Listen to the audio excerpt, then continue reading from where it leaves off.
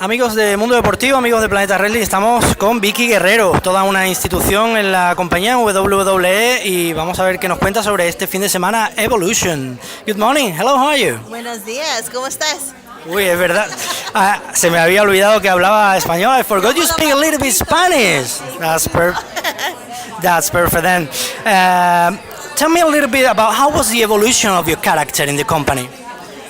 You know, when I was a character in the company, women were not seen very much. So I was blessed to be able to work with the gentlemen like Edge and Dolph Ziggler, and I had that TV time to be able to appear. And I was able to do promos and be in the ring a lot with the guys. And the other women superstars were not, seen very much. So to see how they've grown in their characters and how they had the opportunity to be in the ring has been such a great accomplishment, for the women's division. Yeah, as you said, you've been manager of one of the best wrestlers in the company. If you could manage one of the actual superstars, who would you like to manage? I would love to manage my son-in-law, Aiden English. I think, family bond would be great. Blood is thicker than water. If you could go back in time, is there anything in the company that you've done that you would like to change? Or you're fine with that? I think the one thing I would have loved is if Eddie was still alive, I would have loved to work with him a lot longer. I think we would have had some great times in the ring. It was crazy because I remember during the SmackDown 1000 the other day that people start chanting Eddie, Eddie. Was an amazing moment. How do you feel when they come to you and they said, look, your husband inspired me, or he was the most important wrestler for me in my career? It's so memorable and special to me and my daughters, because you don't hear that often when the fans come up and they share their stories about how they've gone through troubled times and how they saw Eddie's story and how his story helped them get through tough times. So I think these are all blessings, how Eddie spread his gift around the world.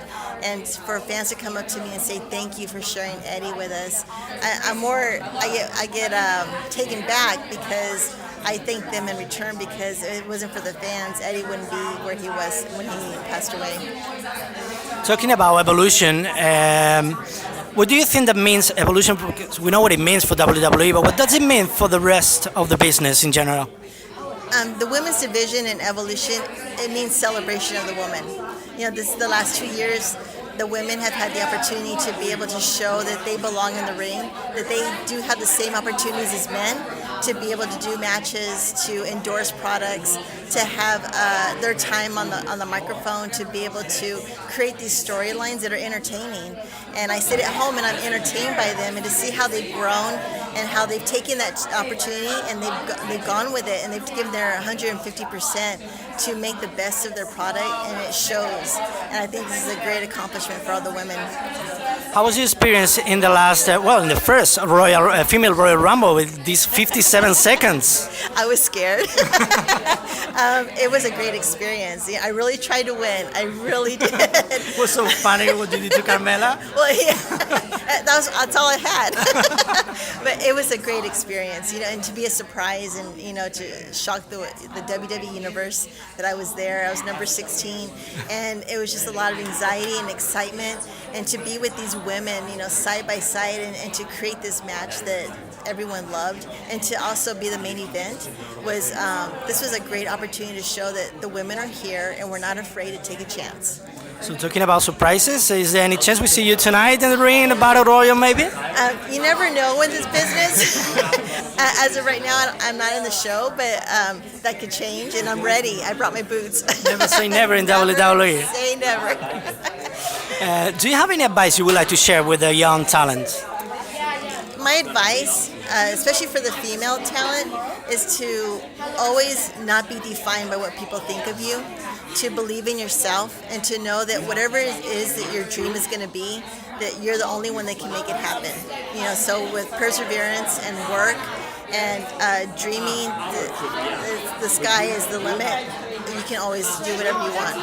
You have a lot of funny matches during your career, and also funny moments and embarrassing moments. Do you remember anyone in special, any moment in special?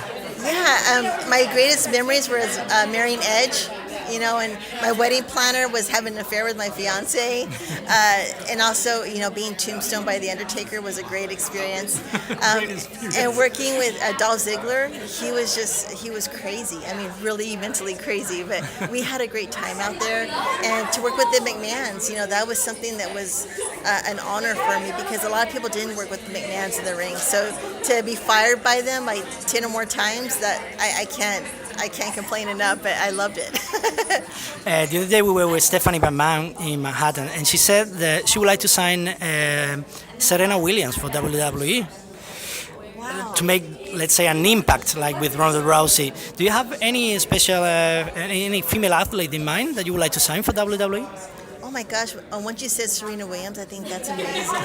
I'm a fan of hers. You know, I love to play tennis, not as good as her, but to see that if she had the opportunity to come to WWE and be, you know, part of our evolution, I think that's amazing. But any woman can be welcome to the wrestling industry, you know, because it's showing that with Ronda Rousey coming in, that anyone from a different sporting event is able to, we can embrace her, and she can be trained, and she can, you know, she's able to evolve with us. And I think that's important, that all the women can be supportive and to give her that, you know, that hug, you know, say, you know, this is your time and we're here to back you up. Very important part of your character is your catchphrase, "Excuse me." Where is it coming from? Whose idea was? You know, excuse me came from me forgetting my lines one night. I was, in fact, in a wheelchair. I was really hurt. I was sitting there, and they had changed my promo right before I went out. So once I had memorized it, and they had told me, well, now it's changed. We're going to change it really quick. I went out there, and I was unprepared. And so I blanked out, and when I was able to go out there, I went blank, and I started saying "excuse me" to quiet the crowd, because the crowd was being so hurtful to me. And that's how it came about, and the fans did not like that I was saying "excuse me" to them. Say it louder and louder every Yeah, time. so the next night the writers were like, let's try this again, and go out there with "excuse me," and it caught on. And so it's all I got, Vicente. But it's been a great experience to use that and be known for that catchphrase. Finally, what is the match that you are most looking forward for tonight? You know, I love the Riot Squad. I think they're my favorite. I love Ruby Riot. I think that they're amazing and talented. I'm also looking forward to Nikki Bella going over Ronda Rousey. I go for the bad guy. You know, I'm the villain. So it's anyone that's a bad guy, I'm going to root for them. Thank you so much for your time. Thank you. I appreciate it.